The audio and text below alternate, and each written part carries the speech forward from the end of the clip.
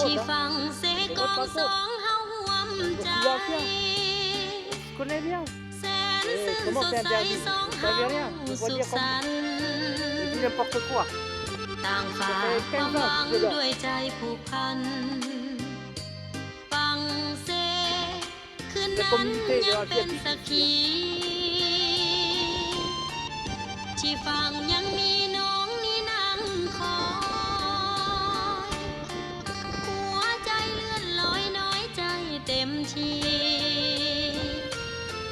น้องสุดห่วงหลายยามอายห่างนี้จงมีโชคดียามภาคจากกันสวยงามเขตแดนแคว้นอัตตปือนี่หรือสมสื่อคือแดนสวรรค์อายไกลส่วนใจยังคู่เคียงกันหวังอีกบ่นานอายคงได้กลับคืนมาที่ฟังยังมีน้องนี่ผู้เดียวทุกคืนนั่งเลี้ยวเมื่อมองท้องฟ้าน้องนี่ยังคอยใจลอยห่วงหาอายมาห่วมสองเสกองแห่งนี้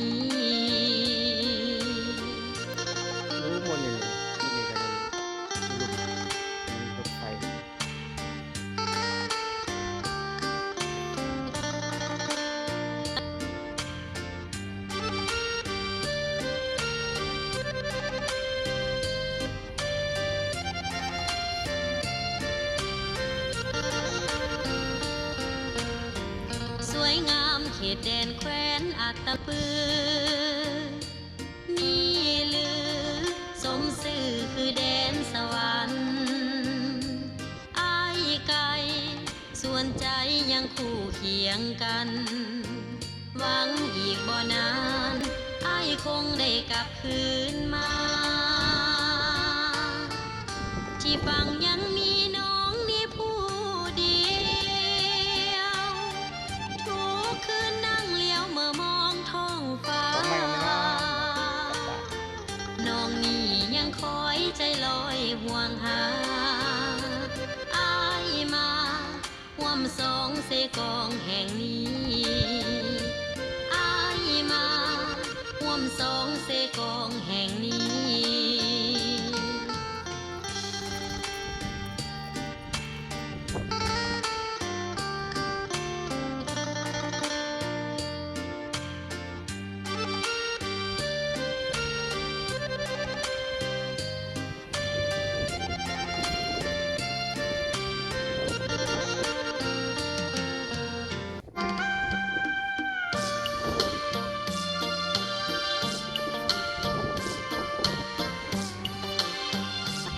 นี่ก็น้ำผุประจำบ้านส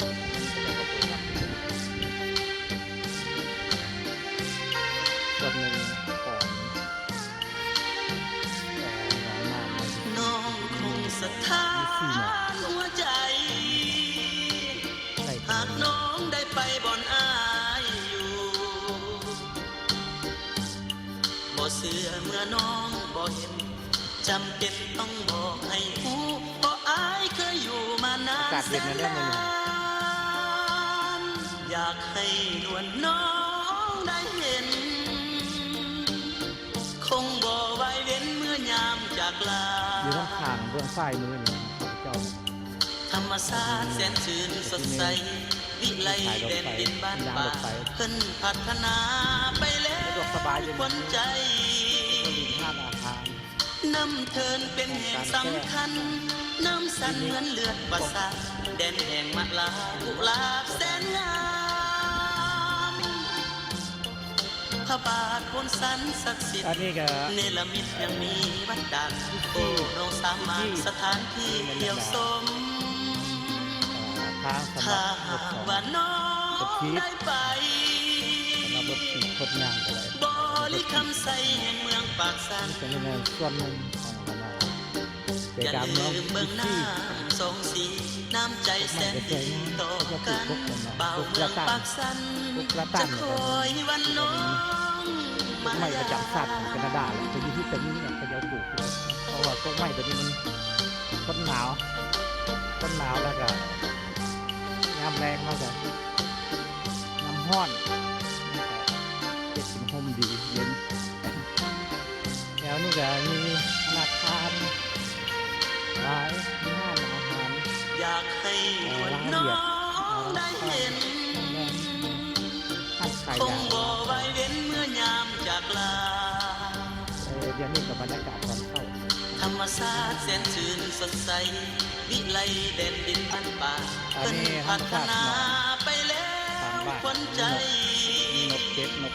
น้ำ น้ำเทินเป็นเห ให้ดอน ตุ นี่แหละ สำคัญ ดอนนก น้ำสันเหมือนเลือดประสาทแดนแห่งมันลาลุกลาบแสนงาง าน ม ฟาดอะเอามานอนที่นี่นะ พระบาทพ้นสันศักดิ์สิทธิ์เนรมิต เดี๋ยวไป ยังมี ไกลๆนู่น บันดาลโอ้น้องสามานสถานที่เที่ยวชม ใจกลางของเมือง ถ้าหากว่าน้องได้ไป เบิ้งนะครับ บริคำใสแห่งเมืองปากสัน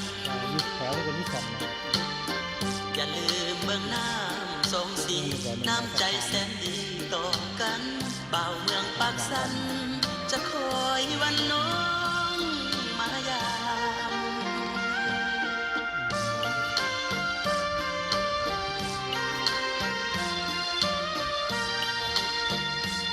จอได้สิภาพไปเลย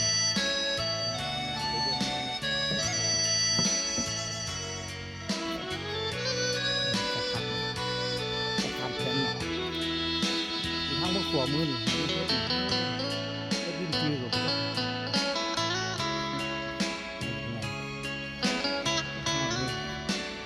ที่ก็เป็นป้าเป็นเด็กนะเดี๋ยวจะพอเป็นเครื่องแล้วส่วนหนึ่งเขาจะมาหักษาใหม่เลยธรรมชาติ เหมือนว่าดังเป็นบุญและวาสนา ที่สวยนำสักพายมาปากเซ พบน้องนางนาลีย้องว่ามีเสน่ห์ดังจิตใจน้ำเสและดวงดอกไม้ พบกุหลาบกลินหอมของเมืองปากเซ อายเฝ้าหลงทุ่มเทฮักจนหมดใจ น้องมอบใจประสานฮับเอาฮักอายฝากให้ จงถนอมขวัญใจบ่ให้เปลี่ยนสี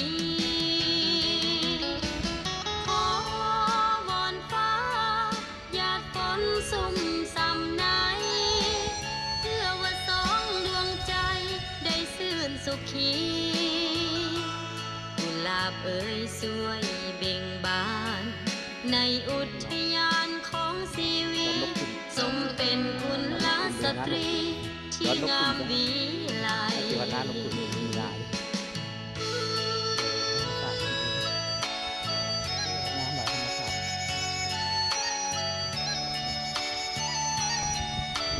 อันนี้ก็เป็นหนองรักดิจิตัวทางบ้านสุดเด็ดใจอันนี้ก็อาการยามเศร้ามีคนมาไหนสมัยนี้ก็ออกกำลังกาย พบกุหลาบกลินหอมของเมืองปากเซ นิก อายเฝ้าหลงทุ่มเทฮักจนหมดใจ น้องมอบใจประสานฮับเอาฮักอายฝากให้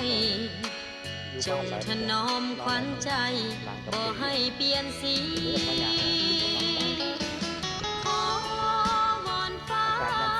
หยาดฝนสุ่มส่ำไหนเพื่อว่าสองดวงใจได้ซื่นสุขีกุหลาบเอ่ยสวยเบ่งบาน ในอุทยานของชีวิตสมเป็นกุลสตรี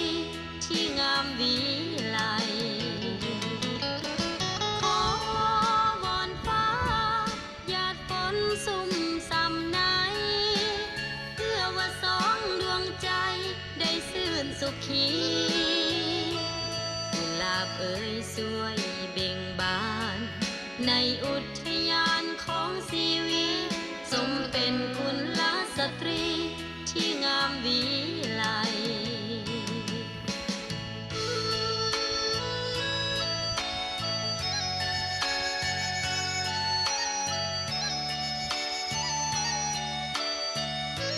าศเย็นมื้อนี้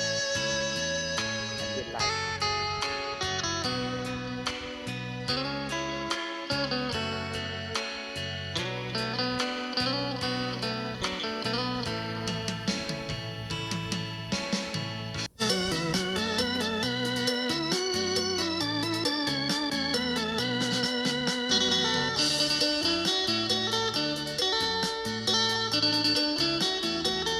อันนี้มัก อ ทุ่ม ยู่ เลยเนี่ย บ้านเฮามวนแท้ละนา เจ็บมากทุ่ม ทั้งแม่นเฮ็ดนากินปลากินปนแกงหน่อส้มใส่กับปลาขอโทนมีความสุขเหลือล้นบ้านเกิดเมืองนอน สะพานกล้องยาว บ้านของเฮาเขาหอมป่าไม้ป่าตอนป่าใส โอ้อากาศบ่อย่างดีมื้อนี้นี่ ป่า